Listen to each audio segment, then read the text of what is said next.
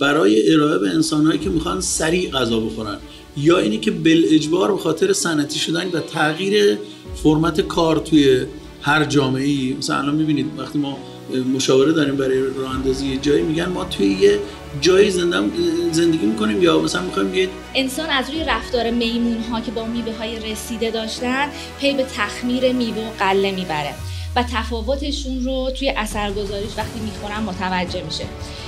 اگرچه که هزاران سال بعدش به لطف رازی همه میفهمن که این ماده‌ای که سرخوشی ایجاد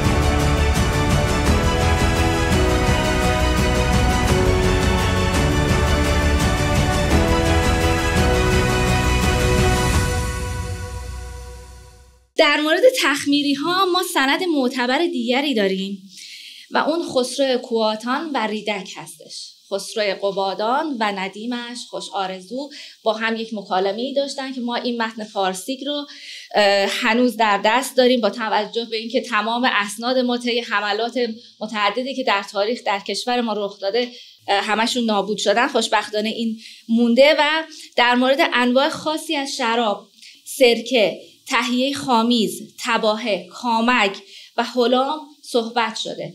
کامگ جوشانده شدن کشک در شیر هستش، یعنی یک محصول جدیدی تولید میشه و تخمیر جدیدی و مضاعفی صورت میگیره. ما این رو به صورت زنده هنوز در خراسان داریم. کم جوش خراسان هنوز هستش، اگرچه که خیلی از یاد بردن و با کشک درستش میکنن، ولی کمه همون کامک هستش و نوعی کله جوش مانند باهاش درست میکنن. تصور سازندگان این مستند از نان تخت گویا فقط همون نان مسای یهودیان هستش یا نان فطیر که هیچ خمیر مایه‌ای نداره و اساس صحبتش رو هم بر اساس فرهنگ اروپایی امریکایی قرار داده و نان حجیم. شرق دور هم که دائم هی بهش گریز میزنه توی فیلم، مفهوم نان براشون آنچنان یعنی وجود نداره براشون مفهوم نان. باز هم به صورت سیستماتیک کهن‌ترین تمدن رو، بهترین و خاص‌ترین نان‌ها رو نادیده میگیره. بله، ما در ایران خمیر ترش به اون مفهومی که در اروپا هست برای ما معنی نداره، چون آب و هوامون این اجازه رو بهمون نمیده. ولی تکنیک‌های سرشتن خمیر در ایران وجود داشته که ما امروزه اون رو به نام‌های بیگا، آتولیس و پولیش میشناسیم. همچنین ایرانی‌ها از کف نخود خیس کرده، اندرونه شکم دام، لرد شراب و کشمش هم مخمر تهیه می‌کردن و همین که خود همین مخمرها قطعاً برای نان استفاده می‌شده دیگه، استفاده دیگری نداشته. وقتی تو داشتن پس برای سرشتن خمیر هم ازش استفاده می‌کردن. همچنین ما کماچ را داریم. کماچ یک فراگیری ایران شهری داره. شما حتی خارج از ایران، یعنی خارج از مرزهای امروزی ایران کماچ رو دارید. در تمام شهر و استانهای ایران کماچ رو دارید که میتونه هم مفهوم نان حجیم و هم کیک رو پوشش بده. ما راه ابریشم رو در شمال داشتیم، تجارت دریای آزاد رو در جنوب داشتیم و که برای بازرگانان ما تولید ثروت میکرد و تامین غذا و برای داخل مرزهامون هم تامین غذا میکرد. به شدت ضعیف شد و اروپایی ها هم همزمان قاره امریکا رو کشف کردن. چه زمانی برای ما این اتفاق افتاد؟ دوران پس و مغولی. آسیا تحت تاثیر اتفاقات بعد از مغول هم راه ابریشم رو تقریبا از دست داد با روی کار اومدن عثمانی ها. اروپا هم راه ابریشم رو از دست داد و در نتیجه هم بازرگانان ما از عملیاتشون جا موندن، هم ما از اون کسب ثروت جا موندیم و اروپا هم ناچار به راه جدیدی رفت. وقتی میرسیم به دوران قاجار و عصر صنعتی شدن، باز هم ما جا میمونیم به دلایل متعددی که تکرارش دیگه نیاز نیست و هممون میدونیم. تبدیل شدیم از کشوری که تولید کننده یخچال هست. ما خودمون سازه‌های یخچال داشتیم. یخچال در زبان ما واژه‌اش وجود داره چون سازش وجود داشته. سازه‌هایی که در تمام مدت سال دمای یکسانی رو نگه می‌داشتن.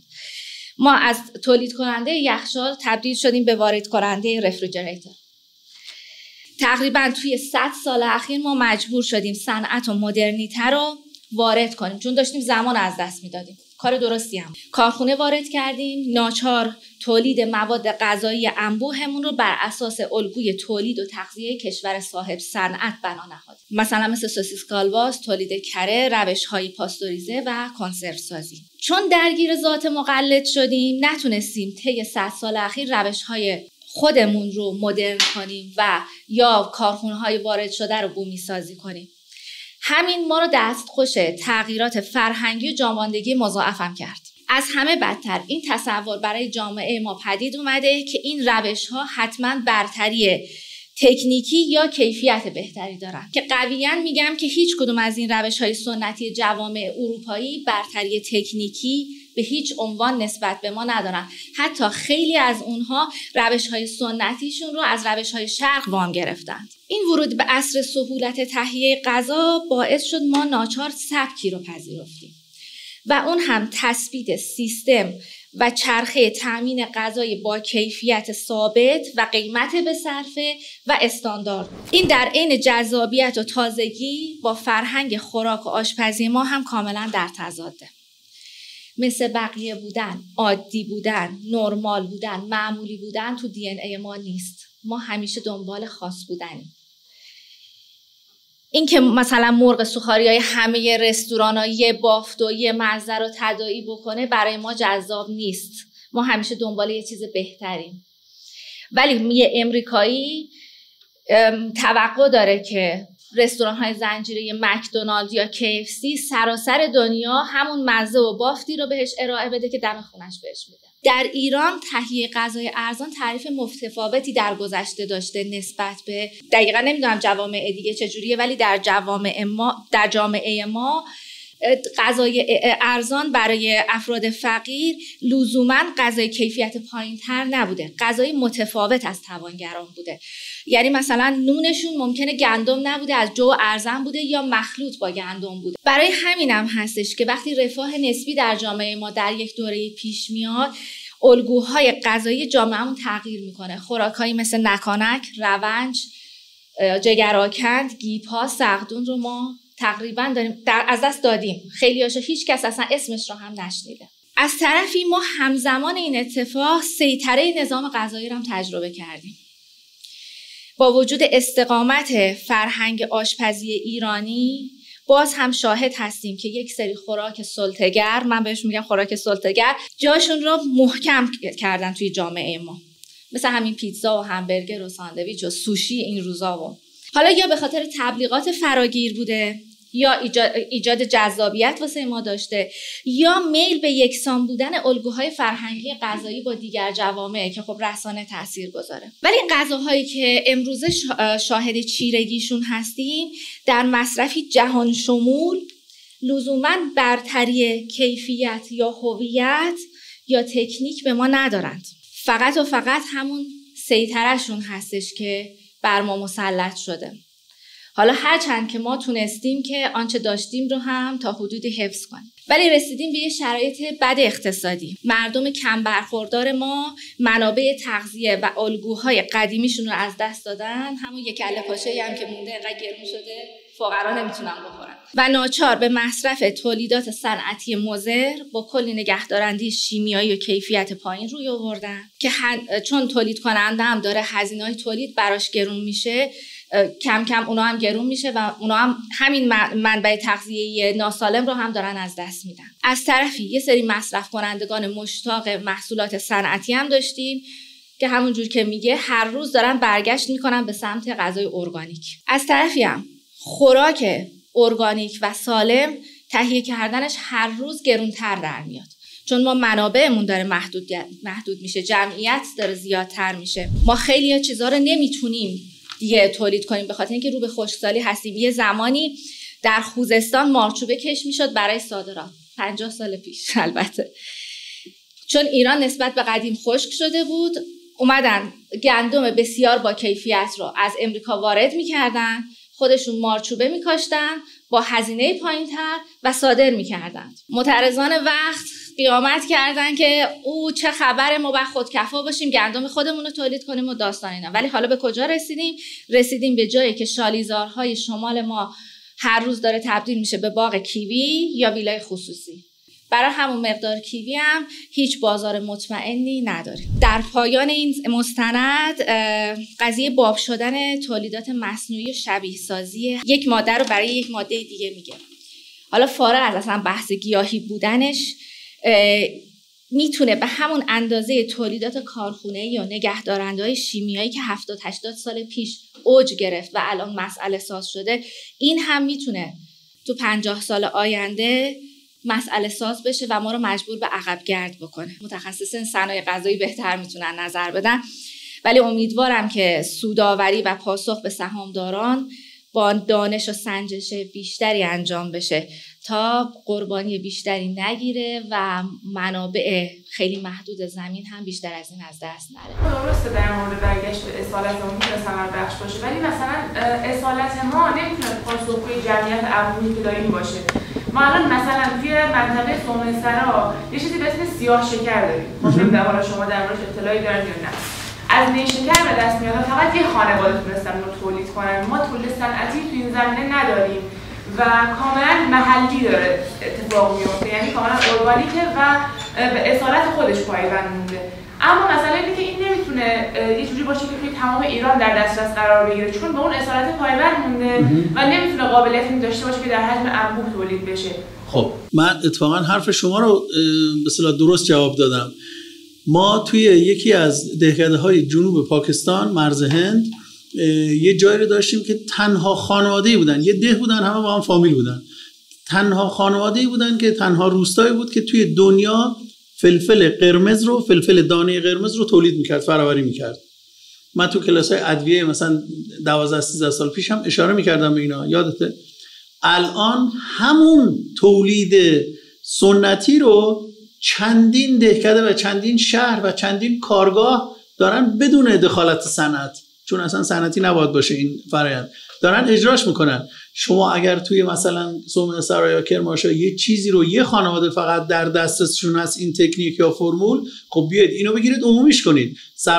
شما میگم یعنی سیستم بیاد سرمایه گذاری کنه، اینو مثل کشک بنفش مثلا جنوب خراسان، اینو بیاد فراوریش کنه، فراوریشو یاد بده، مردم یاد بگیرن، به جای یه خانواده 10 تا بعد 100 تا بعد همه بتونن این کارو بکنن. ما الان روندهایی داریم، روشهایی داریم که توی خانه شما میتونید سایتان درست کنید. اون آقای هلندی که تیکای شبیه به گوشو داشت تولید می‌کنه، این سایتانه.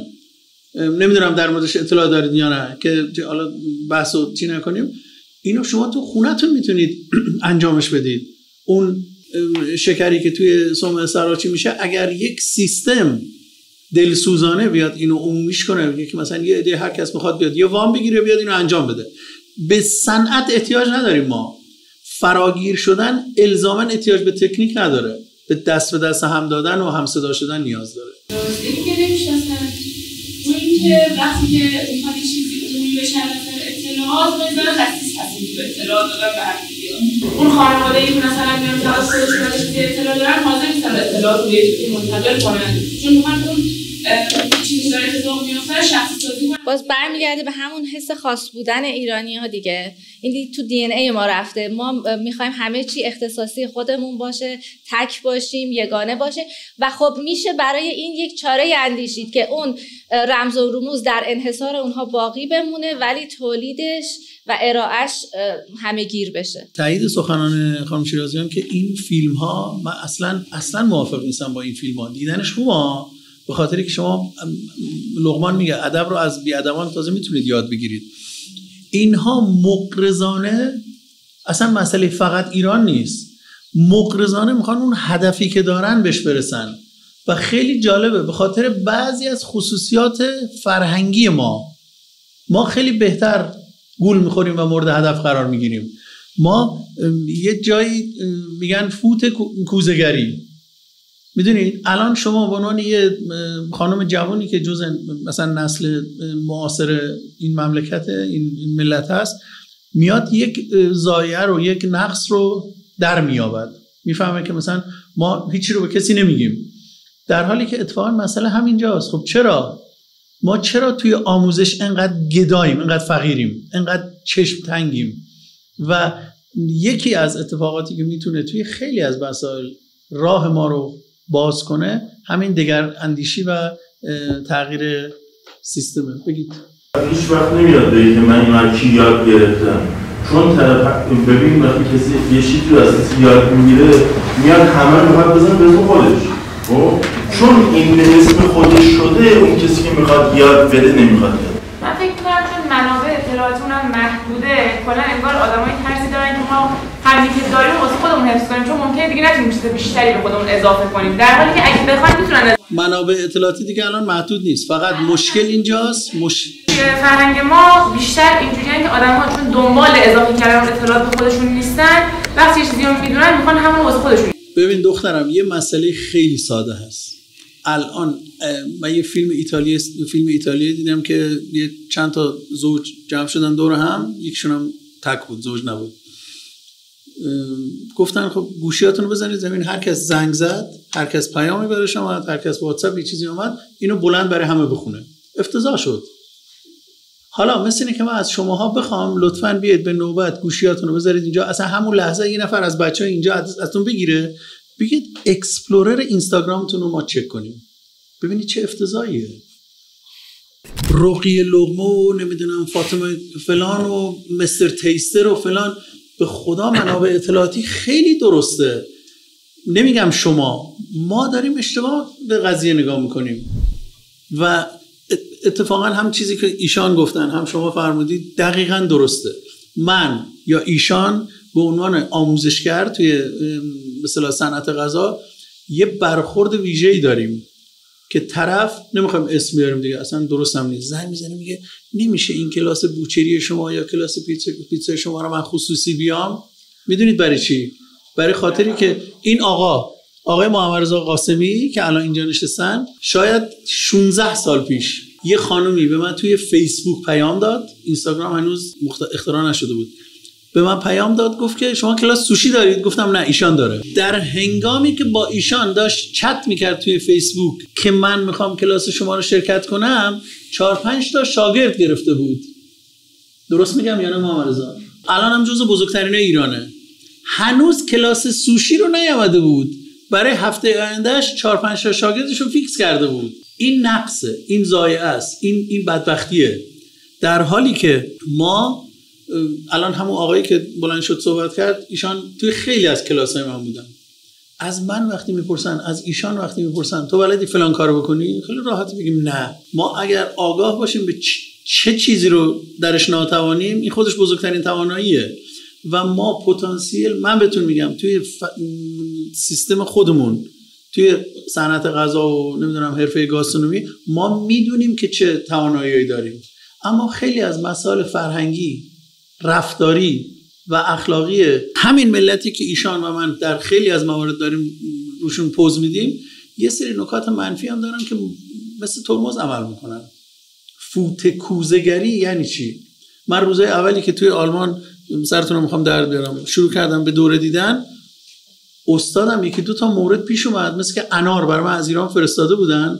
این چون گفته بود من 4 سال به دعوت شاه اون موقع ایران رفته بودم، ایرانو کار کردم، اصلا به اون دلیل منو پذیرفت به عنوان شاگرد. انار خانواده‌ام برام فرستاده بودن، یه چند تا از خوباشو انتخاب کردم بردم برای ایشان. این هی تعریف میکرد من انار می‌خوردم، آب انار می‌خوردم فلان اینا. گذاشتم جلوش اینا، با یه لحن خیلی ساده گفت این چیه؟ گفتم خب این گرانات آفلی انار دیگه. خب چجوری باید بخوریش؟ من اول فکر کردم این داره به من مثلا یه جوری توهین میکنه، یعنی مثلا چرا آوردی برای من، یا مثلا بیشتر میآوردی یا بهتر میآوردی یا توی جعبه بهتر. بعد خودش هم فهمید، خیلی تیز بود، اخلاق منم میدونست. سر غذا ما با بچهای آشپزخونه با خانواده شف یا صاحب اونجا غذا می‌خوردیم، نشستیم، نمیتونم میگن حالا ناراحتی برش اینا. نه ناراحت نیستم، یعنی هستم دیگه. بعد گفتم که شما من انار براتون آوردم اینا. گفت ببین من 4 سال تو ایران آب انار رو برام میگرفتن، تو لیوان با سینی میآوردن. انار دونه کرده برام من میآوردن با بوننکرافت، گلپر رو میگن. من تا حالا پوست نکندم، من پوست کندنش رو از تو خواستم نشون من بدی و بعد تکون خوردم. یعنی اینی که رکن بود توی آشپزی اروپا، وقتی یه چیزی رو نمیدونست دیگه. ما این ندانستنه رو بلد نیستیم. به قول ما کرماشی‌ها میگیم اینی که حالا ننگه اگه بگیم من نمیدونم. من میگم که این نکات رو اگر، این نقص ها رو اگر برطرف کنیم، هم صنعتی میتونیم، یعنی صنعتی که گسترده میتونیم کار کنیم، هم میتونیم چیزای خیلی الان این چیزی که گفتم من نشیدم متاسفانه. خیلی چیزای شیراز رو ایشان نشیده، خیلی چیزای اقلیم ایشان رو من نشیدم. ما به جای اینی که اکسپلورر اینستاگراممون از این نکات منفی پر بشه، کاش بریم دنبال پژوهش در مورد اون حرفه‌ای که خودمون داریم. وقتی نتیجه یک پژوهش منفی میشه، مثلا نتیجه نمیگیرن، مثلا میخوان محاسبه بکنن که فلان سفینه روی ماه بشینه، همین الان اتفاقی که برای ماه نورد ژاپنی افتاده و اینا میگن آقا حالا ما به این نتیجه رسیدیم از این مسیر نریم. جسارت میکنم خدمت شما، فکر میکنم در موقعیت خوبی از تاریخ قرار گرفتیم. تمام منفی ها و نه ها و تمام شکست هامون، عوامل شکستمون رو در فرهنگمون، در همون چیزی که گفتم واردش نشیم، در اقتصادمون، همه اینها رو شاید دلایلش اصلا دیگه پیدا کرده باشیم. پس حالا اون مسیر رو با اجازه شما نریم و ببینیم چه مسیری بهتره و سراغ اون بریم و از اون استفاده. اینا نشون داده که ما به کجا داریم میریم و بعضا در دنیا شاید اون نتایج منفی، هزینه‌ای که بابتش پرداخت میکنن یا درآمدی که حاصل میشه خیلی بیشتر از نتایج مثبت باشه. میگه آقا حالا ما به دنیا میگیم از این مسیر دیگه نرو، از این محاسبه دیگه نرو، محاسبات رو اصلاح بکن. این محاسبه قطعا با شکست روبرو میشه. بله این روش‌هایی که ما داشتیم تا کنون همینجوری که از گفتمان‌ها مشخصه و از اقوام مختلف لهجه‌ها کاملا مشخص هستش، پیش میاد اینی که ما رو به قهقرا برده. بله شما اشکنه درست کنید. اشکنه 50 تا میخوای همین 50 تا رو الان براتون نام ببرم. اشکنه سند داریم که در زمان هخامنشیان درست میشده. شاید این تجربه من خیلی از اشخاص دیگه هم دیدم که این دغدغه رو داره و نظر شما برام مهمه. از این بابت چیزی که اسمش رو نمیدونیم و رسیپیش و ترکیباتش رو نمیدونیم عملا نمیتونیم برگردیم بهش، این واقعیته. ولی